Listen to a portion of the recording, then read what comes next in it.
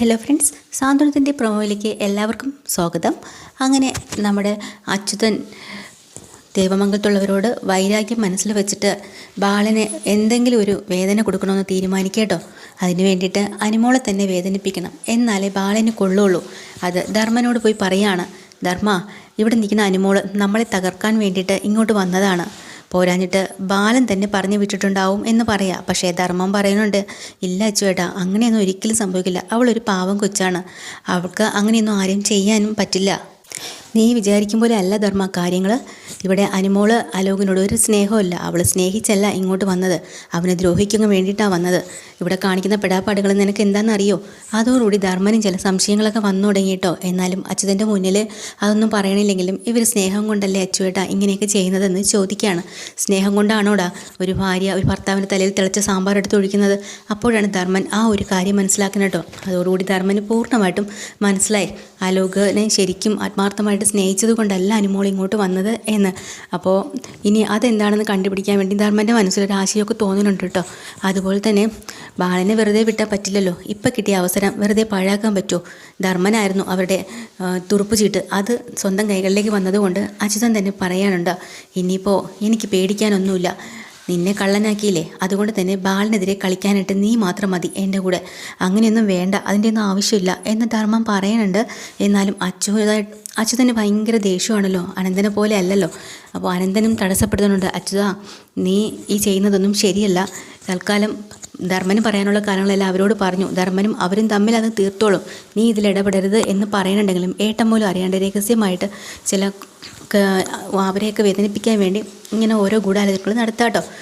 ആ സമയത്ത് നമ്മുടെ ഇന്ദിരാമ്മയും വന്ന് ഗോമതിയെ വഴക്ക് പറയുകയാണല്ലോ, എന്നാലും നിങ്ങൾ ഇത്രയും നാൾ അച്ഛനെയും അമ്മയും പോലെ അവൻ കണ്ടതാണ്, എന്നിട്ട് പോലും അവനെ ഒരു 25,000 രൂപയ്ക്ക് കള്ളനാക്കി നിങ്ങൾ മാറ്റിക്കളഞ്ഞല്ലോ എന്ന്. അത് ഗോമതിക്ക് വല്ലാത്ത സങ്കടമായി. അമ്മയ്ക്ക് അത് എങ്ങനെ പറഞ്ഞ് മനസ്സിലാക്കി കൊടുക്കും? അമ്മേ, അങ്ങനെയല്ല സംഭവം.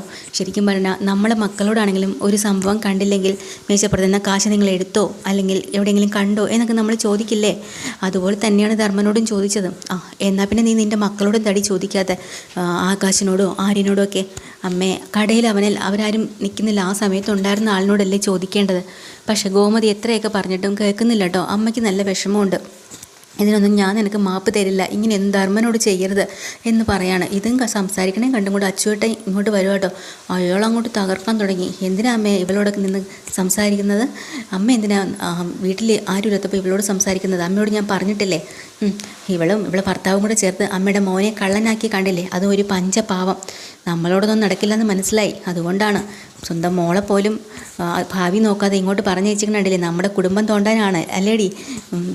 മര്യാദയ്ക്കിരുന്നോളാം, ആവശ്യമില്ലാത്ത കാര്യങ്ങൾ സംസാരിക്കരുത് എന്നിങ്ങനെ നമ്മുടെ ഗോമതി പറയുകയാണ്. എന്നാലും അച്യുതൻ പറയുന്നുണ്ട്, എടി നീയും നിൻ്റെ ഭർത്താവ് ഗോമതി സ്റ്റോർ ബാലനും കൂടെ ചേർന്ന് എന്നെ എൻ്റെ കുടുംബവും എൻ്റെ മോനും ഒക്കെ തകർക്കാൻ നോക്കിയാലും അതൊന്നും നടക്കില്ല. പിന്നെ എൻ്റെ അനിയനായ ധർമ്മനോട് ഇപ്പം കാണിച്ചില്ലേ, ഇതിനെല്ലാം ഞാൻ നിന്നോട് പകരം ചോദിക്കൂടി. ആ ബാലനോട് അവനുള്ള പണി ഞാൻ കൊടുക്കുന്നുണ്ട് എന്നും പറഞ്ഞു ദേഷ്യത്തിൽ ഇങ്ങനെ വരികയാണ് കേട്ടോ. ആ സമയത്ത് നമ്മുടെ ഗോമതിയും വിട്ടുകൊടുക്കുന്നില്ല. വന്നോ, ഇവിടെ ചോദിക്കാനും പറയാനും വരുമ്പോഴേ ആരോടാണ് ചോദിക്കുന്നത്? ഗോമതി സ്റ്റോർ ബാലിൻ്റെ മുമ്പിലാണ് കൈ നിവർത്തി നിൽക്കുന്നത് എന്നുള്ള കാര്യം ഓർത്തിട്ട് വേണം നിങ്ങൾ ഇങ്ങോട്ട് വരാനെന്ന് നല്ല ചൂടോടുകൂടി ഇങ്ങോട്ട് പറയാട്ടോ നമ്മുടെ ഗോമതി. അത് കേൾക്കുമ്പോഴത്തേക്കും അച്യുതന് ഭയങ്കരമായിട്ട് ദേഷ്യം വരും കേട്ടോ. അങ്ങനെ അച്യുതൻ വീണ്ടും, എടി നിന്നെ ഞാൻ എന്നും പറഞ്ഞുകൊണ്ട് ഇങ്ങോട്ട് വരികയാണ്. അമ്മയും ധർമ്മനൊക്കെ നോക്കി നിൽക്കാട്ടോ. ഇത് കണ്ടും കൊണ്ട് ധർമ്മൻ ഓടി വന്നിട്ട് പറയാം, ചേട്ടാ വിട്, അങ്ങോട്ടൊന്നും പോകണ്ട, അങ്ങനെയൊന്നും സംസാരിക്കരുത്, അതൊന്നും വേണ്ട. ഞാൻ പറയാനുള്ളതെല്ലാം അവരോട് പറഞ്ഞു കഴിഞ്ഞു, അവരുമായിട്ട് എനിക്ക് യാതൊരു ബന്ധവുമില്ല. പിന്നെ എന്തിനാണ് അച്ചുവേട്ടൻ ഇപ്പം അങ്ങോട്ട്? എനിക്ക് വേണ്ടി ആരും സംസാരിക്കണ്ട, അച്ചുവേട്ടൻ കയറിപ്പോ എന്നും പറഞ്ഞുകൊണ്ട് പിടിച്ച് വലിച്ചും കൊണ്ട് പോകണം കേട്ടോ. അപ്പോൾ നമ്മുടെ ആനന്ദാണെങ്കിൽ ശ്രീകലയുടെ വായിൽ നിന്ന് ഉദയഭാനുവാണ് പൈസ എടുത്തെന്നുള്ളത് എല്ലാ സത്യങ്ങളും പറഞ്ഞിട്ടുണ്ട്. ഉദയഭാനു കടയിൽ കയറി എടുത്ത കാര്യം മാത്രം ശ്രീകലയ്ക്ക് അറിയില്ല. പക്ഷേ 2,000, 5,000, 25,000 ഒക്കെ വരവ് വന്നു തുടങ്ങിയതോടെ ശ്രീകലയ്ക്ക് ഭയങ്കര സന്തോഷമായി. സാധനങ്ങൾ വാങ്ങുകയും ഷോപ്പിങ്ങിന് പോവുകയും AC ഉള്ള കാറ് പിടിച്ച് യാത്ര ചെയ്യുകയും ഒക്കെ ചെയ്യാൻ കേട്ടോ. അപ്പോൾ ഇതെല്ലാം കണ്ട് മനസ്സിലാക്കിയപ്പോഴാണല്ലോ ആനന്ദ് പോയി ചോദിക്കുന്നത്. ആനന്ദിനോട് എല്ലാ കാര്യങ്ങളും അങ്ങ് തുറന്നു പറയാൻ തുടങ്ങി. 2,000 വരുന്നുണ്ടെന്നും 25,000 വരുന്നുണ്ടെന്നൊക്കെ. അപ്പോൾ ലാസ്റ്റ് വന്ന പൈസയും ഡേറ്റും ദിവസവും ഒക്കെ നോക്കുമ്പോൾ ശരിക്കും ഗോമതി സ്റ്റോറിൽ നിന്ന് പൈസ പോയ അതേ ദിവസം തന്നെ കേട്ടോ. അപ്പം തന്നെ നമ്മുടെ ആനന്ദിന് ശരിക്കും മനസ്സിലായി ഇത് അയാൾ തന്നെയാണ് അടിച്ചു മാറ്റിയത്. പാവം എൻ്റെ ധർമ്മൻ മാമനെ കരുവാക്കിയല്ലേ എല്ലാവരും കൂടെ ചേർന്ന്. പാവം പിടിച്ച ആ മാമ ഒന്നും അറിഞ്ഞില്ല, കള്ളനാക്കിയതുപോലെ സംശയിക്കുകയും ചെയ്തു. കള്ളൻ ദുഷ്ടൻ ഇയാൾ ഒറ്റ ഒരുത്തന്, ഇനി ഇത് വെച്ച് വെറുപ്പിക്കാൻ പാടില്ല എന്നും പറഞ്ഞുകൊണ്ട് ആനന്ദ് അയാളെ കാണാനായിട്ട് പോകാട്ടോ. ഇതിൻ്റെ എല്ലാത്തിൻ്റെ ദേഷ്യം അത്രയും നമ്മുടെ ശ്രീദേവിയോട് തീർക്കാണ്. അവസാനം നമ്മുടെ ദേവാനുവിലെ കള്ളൻ ദേവാനു പറഞ്ഞു മെഴുകുന്നുണ്ട്, അയ്യോ ഞാൻ വേണമെന്ന് പറഞ്ഞ് മോഷ്ടിച്ചതല്ല, അങ്ങനെ പൈസ കാണാതെ പോകുമ്പോഴെങ്കിലും ദേവിയെ കടയിൽ നിന്ന് പറഞ്ഞയക്കുമല്ലോ, ദേവിയെ കടയിൽ നിന്ന് പറഞ്ഞയക്കണമെന്നാണല്ലോ ആനന്ദിൻ്റെ ആവശ്യം. അതിന് ഞാൻ നോക്കിയിട്ട് വേറൊരു വഴിയും കണ്ടില്ല മോനെ, ഇത് മാത്രമേ കണ്ടുള്ളൂ, അതാണ് കാര്യം. അത് ശരി, അപ്പോൾ പൈസ അടിച്ച് മാറ്റിയിട്ട് എൻ്റെ മാമൻ്റെ തലയിൽ കെട്ടിവെക്കാമെന്ന് വിചാരിച്ചാലെന്ന് ചോദിക്കുക. അയ്യോ ഞാൻ ആര് തലേന്ന് കെട്ടിവെക്കാമെന്ന് വിചാരിച്ചില്ല, പൈസ കാണാതെ പോകുമ്പോൾ ദേവിയെ സംശയിക്കുമല്ലോ, ദേവിയെ വഴക്ക് പറയുമല്ലോ, അങ്ങനെയെങ്കിൽ അവൾ കടയിൽ പോവാതിരിക്കുമല്ലോ, ആനന്ദിൻ്റെ ആഗ്രഹം സാധിക്കുമല്ലോ, അതിന് വേണ്ടിയിട്ട് ഞാൻ ചെയ്തതാണ്. ശരി, അങ്ങനെയാണെങ്കിൽ 25,000 രൂപ നിങ്ങൾ എൻ്റെ കയ്യിൽ തിരിച്ചു തരാൻ പറയാനുണ്ട് കേട്ടോ, എവിടെ കൊടുക്കാൻ വല്ലതും ഉണ്ടോ? അപ്പോൾ എല്ലാം ചിലവായില്ലേ, അപ്പോൾ തന്നെ ഇതിന് മുമ്പും 2,000 രൂപ വന്നെടുത്തില്ലേ, എല്ലാം കൂടെ കണക്കിന് നമ്മൾ ആനന്ദ് കൊടുക്കുന്നുണ്ട്. അതുപോലെ തന്നെ നമ്മൾ മിത്ര ഫിസിക്കൽ ടെസ്റ്റിനുള്ള പേപ്പർ വന്ന കാര്യം അവർ രഹസ്യമാക്കി വെച്ചിരുന്നു, ദേവമംഗലത്തുകാർ മാത്രമേ അറിഞ്ഞിട്ടുള്ളൂ എന്നാണ് വിചാരം. പക്ഷേ സുകന്യ ഇതെല്ലാം കേട്ട് നേരെ കൃഷ്ണമംഗലത്ത് കൊണ്ട് കൊടുത്തല്ലോ. അച്യുതൻ അലോകം കൂടെ പ്ലാൻ ചെയ്തിരുന്നു, എങ്ങനെയെങ്കിലും ഇത് തടസ്സപ്പെടുത്തണം, ഇല്ലെങ്കിൽ ഇവൾ പോലീസായാൽ ഞങ്ങളെ കാര്യം കുഴപ്പത്തിലാവും, അവർക്ക് അങ്ങനെ ഒരു ജോലി കിട്ടണ്ട. അതുകൊണ്ട് അപ്പോൾ അന്ന് അലോക് പറയുന്നുണ്ടായിരുന്നു, ഇത് ഗവൺമെൻറ്റിൻ്റെ കാര്യങ്ങളല്ലേ അച്ഛാ, നമ്മളെ കൊണ്ട് എന്തെങ്കിലും ചെയ്യാൻ പറ്റൂടാ, അതിലൊക്കെ ആൾക്കാരുണ്ടെന്ന്. അങ്ങനെ നമ്മുടെ മിത്രേനെ വലിയൊരു കാര്യത്തിൽ കൊടുക്കാൻ വേണ്ടി ശ്രമിക്കാട്ടോ.